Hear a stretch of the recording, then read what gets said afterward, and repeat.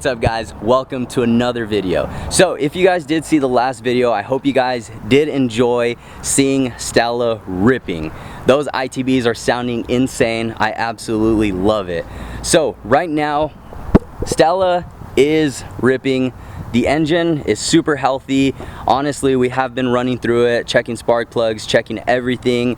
We ran a bore scope in the cylinders. Pistons are perfect.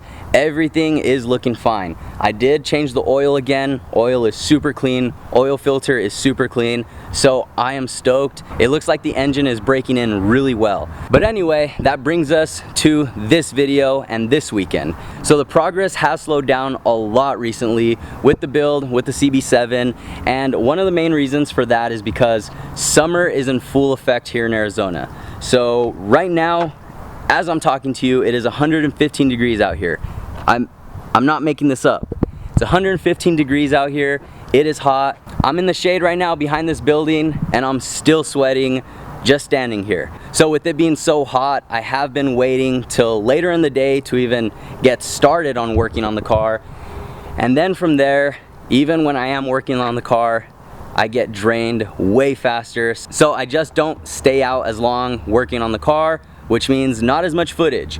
So that kind of has slowed down the progress, and this weekend is 4th of July, so probably not much happening, but I am gonna try to get some stuff done. And another reason why the progress has slowed down a lot is because I have recently made a couple big purchases, which has kind of set me back financially. So because of that, I haven't been ordering all those little parts here and there that I need to just get all these little projects done, you know? So that's another reason why the progress has slowed down a lot.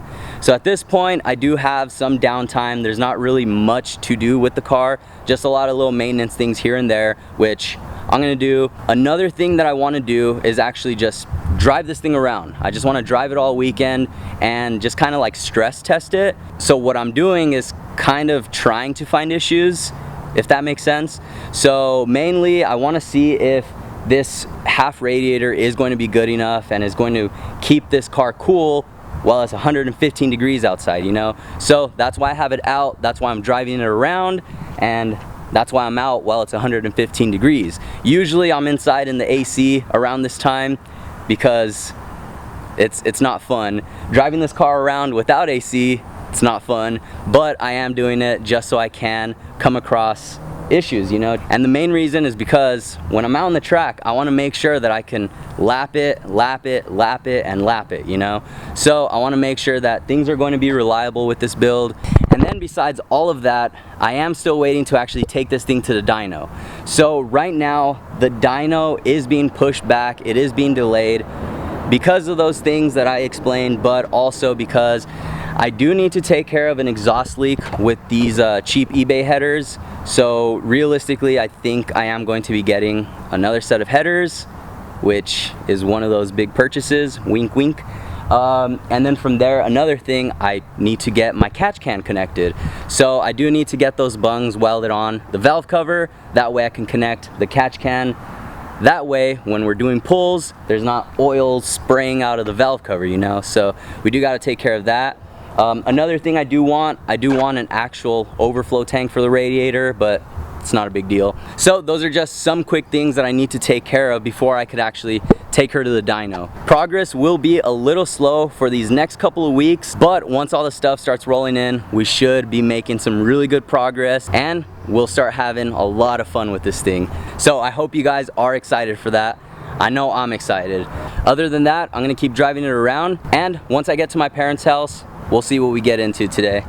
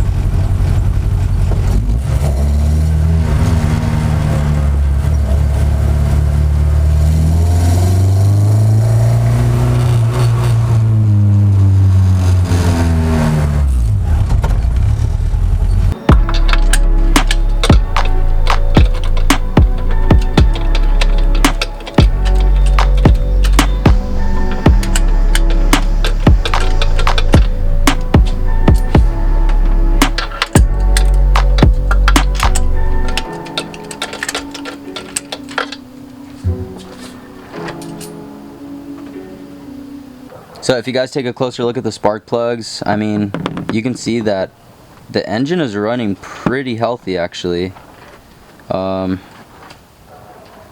This one might be a little rich here. Cylinder 3 might be a little rich, but yeah, so I think cylinder 1 and 3 are running a little bit rich, but other than that, I mean, it's running pretty clean. So you guys can see that this bass tune is running pretty well, you know, so that's really good. Looking at that, you know, you can kind of get a good look at how the engine is running just by looking at these plugs. So I'm actually going to be switching my plugs over to these NGK Iridiums. So I did kind of do a little bit of research here, and here are the part number for those of you guys who want part numbers. So yeah, this should be running a little bit colder, which should kind of help out for the high compression. So these are actually the plugs that I want to be running for when I take this thing to the dyno. I just went through and put a new distributor cap, put a new distributor rotor, and then I'm just switching out the plugs. So we'll see how it runs on these, see if I notice any sort of differences at all. So I'm just going to go ahead and get these on there, and we'll go from there.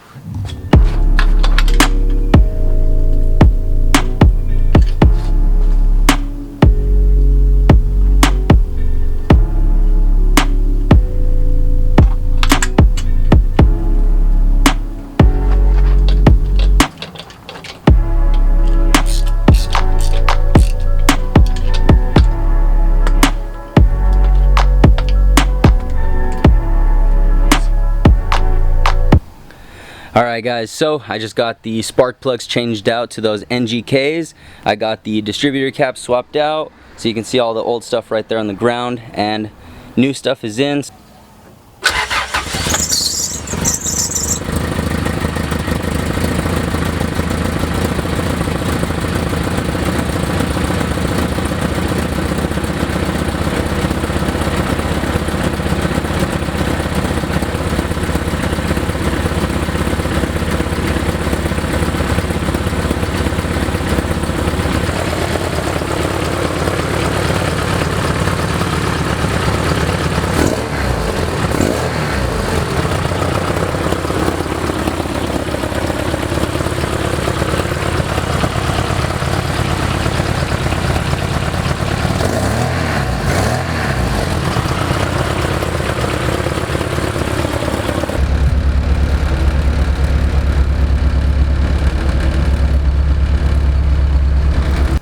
Alright, and there you go. This thing is still running real smooth, really nice. Alright, I don't know if you guys can hear me right now, but if you guys can tell, I have the car at my house now. So right now I'm just gonna go ahead and take it for a little cruise, maybe go find some place to shoot some photos and stuff, and just drive it around more. And right now, while I'm driving it around, I'm gonna hook a mic up, and hopefully you guys can hear me while I'm driving, just so I can kind of explain to you guys just some of the differences while driving the car and just the main changes, you know.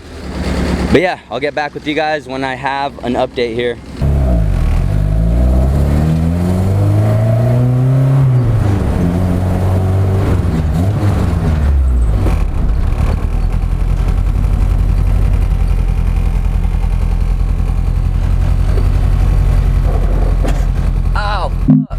Scraping so bad. Dang, I almost got beached right there.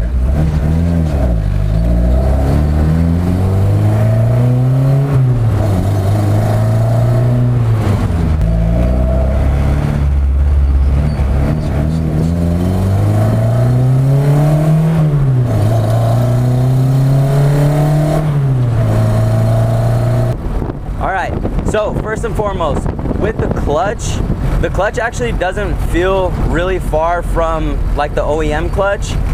It is a stage 2 exit clutch, so I did kind of expect for it to be a little bit harder to predict and stuff, but it honestly feels really easy.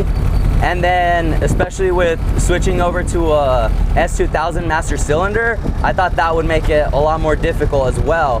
But it's honestly really easy. I haven't installed it yet, so that's super good. All right, so I found this parking garage. We'll see if I can stick around here. Hopefully we don't get kicked out.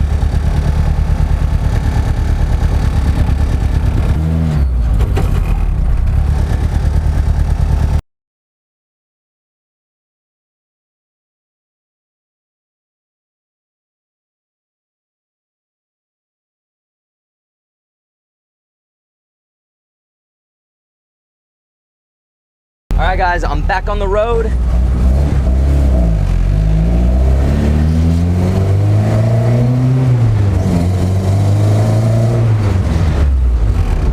Alright, so even though the manual rack isn't a new mod on this car, I know I'm probably gonna get a lot of questions on it, or a lot of people are curious about it.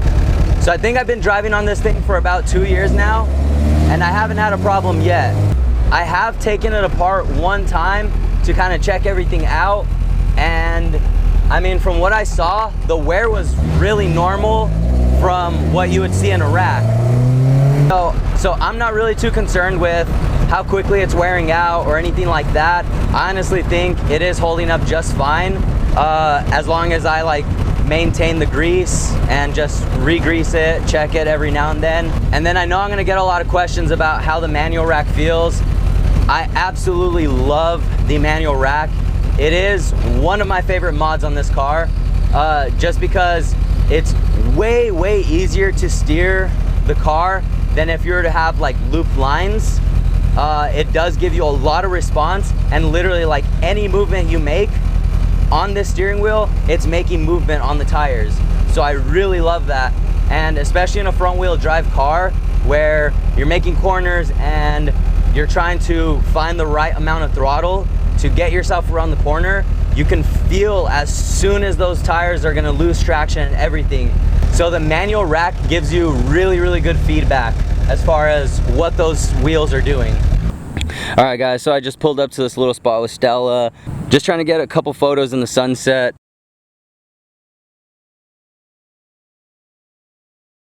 And while I'm parked here, I just kind of want to explain and just go over the first impressions with actually driving the car around, you know. So obviously I am running a brake booster delete. So I know there is a lot of debate out there, and there's a lot of stuff out there on the forums and everything about brake booster deletes and brake boosters are unsafe and this and that. And the main thing I want to tell you guys who are against brake booster deletes and all that stuff is just look at old muscle cars and old trucks and everything. A lot of cars back in the day didn't even have brake boosters, and they're twice the weight of this. So I mean, it really isn't a big deal. Sure, you are going to have to be putting a little bit more strength into it, but the overall advantages of having no brake booster in a track or a performance setup, it just outweighs the comfort of having a brake booster. So the main thing with a brake booster, since it is vacuum operated, is when you're under high RPM or anything like that, you don't have any vacuum. There's no vacuum. And along with my setup, since I am running ITBs, I obviously don't have a really big reserve of vacuum, you know. I don't have a lot of vacuum, so it wouldn't have really made sense with the ITBs anyway. Vacuum does depend on what the engine is doing, so with that, it isn't always going to be consistent. So with the vacuum operated brake booster, the brake pedal isn't very consistent, and the amount of pressure that you apply compared to the amount of pressure being put out by the brake booster, that isn't even linear. If you ever look at a graph of the pressure being applied by a brake booster, it starts off and then it skyrockets. So it isn't really linear, so you can't really modulate it as well as if you did have a completely manual setup. Whereas with the manual setup, the amount of pressure that you're putting on the pedal is the amount of pressure that the master cylinder is putting onto the pistons. So you are in direct control over the braking of this. So you do have a lot of feedback at that little point right before you lock up the wheels. So that, along with the manual rack and pinion, there is so much feedback up on the front wheels. I absolutely love it. When you're taking this thing around corners really hard, you can really feel right before it's about to lose traction. You could kind of let off the throttle slightly, and under braking, you can brake really hard. Oh yeah, and which brings me to the next thing, which is that adjustable proportioning valve in the interior. So that guy right there, that thing is actually working really well. It actually is really functional, because when I did start off, I had the bias at like 50-50, you know, so the braking did feel really sluggish. Like it was really slow to respond. So then from there, as I started to adjust the bias more towards the front, there was actually way more bite up front. So right now I do have the brakes at a point where I kind of like them, but I could adjust them, so that's the cool part. And then from there, the major thing that I'm sure you guys want to hear about are the ITBs and the engine. So I know a lot of you guys out there are interested in horsepower numbers and what I predict this thing's going to do and all that stuff.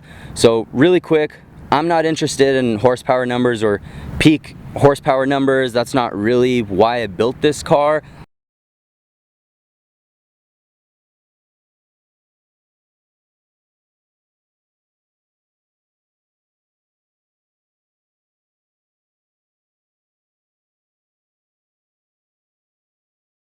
This car is being built as a driver's car.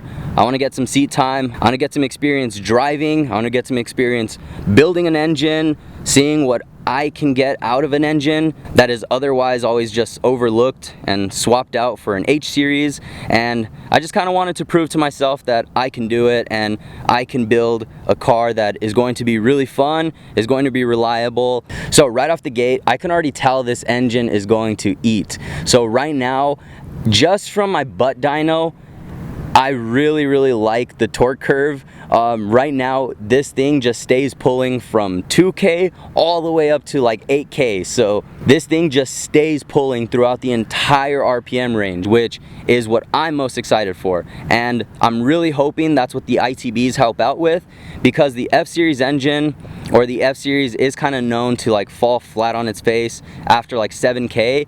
So I'm really hoping the ITBs do help out on the top end. And then from there, I'm hoping that the whole setup that I have on the bottom end with the high compression and everything helps out with the torque numbers.